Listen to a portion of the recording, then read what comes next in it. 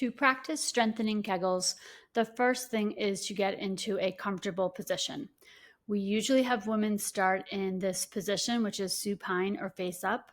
Your hips and legs are usually supported. And then once you're able to do these more, you can advance to seated and standing. But for now, we put this position first because gravity is working with you instead of against you. Once you're comfortable, let's try 10 repetitions of a contract, relax Kegel. So I usually have a woman begin with the inhalation breath and the relaxation of the pelvic floor. Kind of gets you into the role of what the breath is going to be like and doesn't make you try to contract the pelvic floor right away. So inhale, relax the pelvic floor. We have practiced this in the last lesson. Now here is the contraction. This is the new part for you. The contraction, there's three movements that we're looking for. First is that the clitoris is nodding down. The anus is winking, and the perineum, which is the space between the anus and the clitoris, is moving up and in. So that is what is happening that we can see on the outside of the body. Clitoris is going down, anus is winking, and perineum is going up and in. And this is happening on an exhale. On the inhale, the pelvic floor is relaxing. Now, here are some things that we see when women are first starting to practice this, and I want you to check in with yourself. The first thing is that we're not able to really know where our pelvic floor muscles are. The way that you can figure this out is because what will happen is the body's going to want to do this no matter what. And what will happen is that larger muscles will take over. Usually that's going to be the stomach. It can also be the inner thigh muscles, or it can be the butt or gluteal muscles. So if those are kicking on, it means that you haven't actually found your pelvic floor muscles. They're small, they're very unique, and it's going to take you some time to figure out where they are. So check in with yourself when you're doing the contraction, whether all these other larger muscles are taking over. And if they are, we need to stop that. And just, even if we have a weaker contraction, that's fine. Okay, so let's try it again. Is that you're inhaling and you're relaxing the pelvic floor, you're exhaling, and this contraction is happening. So here is imagery that we'll use that might help you with this contraction. When you are contracting, you're going to think of an elevator. And so when the elevator doors are opening or closing, that is the entry to your vagina.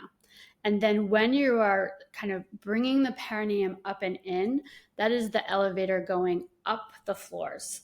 So when you are, contracting, when you first contract, the doors are going to close, or the vagina entry is going to close. And then you're going to kind of imagine an elevator going up the middle of your body, so that over time you are starting to contract the pelvic floor and the vagina muscles up. And then you're going to bring that elevator back down, and those doors are going to open up again. So it's close, we come up, and then we go back down, and the doors open back up. Now, this is over a period of 10 seconds. Now, that is not always where women can start out. Almost very rarely do I have a woman that will start there. What I usually will say is try 4 seconds, because that matches your breath. So I'm going to give you a little bit of cueing right now for a few of them. Okay, so we start when we inhale, the pelvic floor relaxes. We contract 1, 2, 3, 4. 1, 2, 3, 4, back to relaxation.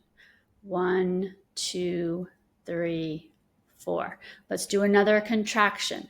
Contract up. 1, 2, 3, 4. Relax.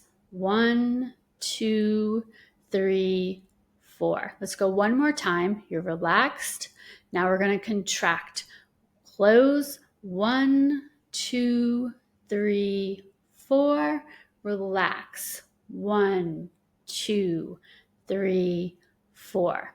We prescribe these on a daily basis, and that you would try 3 sets of 10 reps, and those could be spaced throughout the day.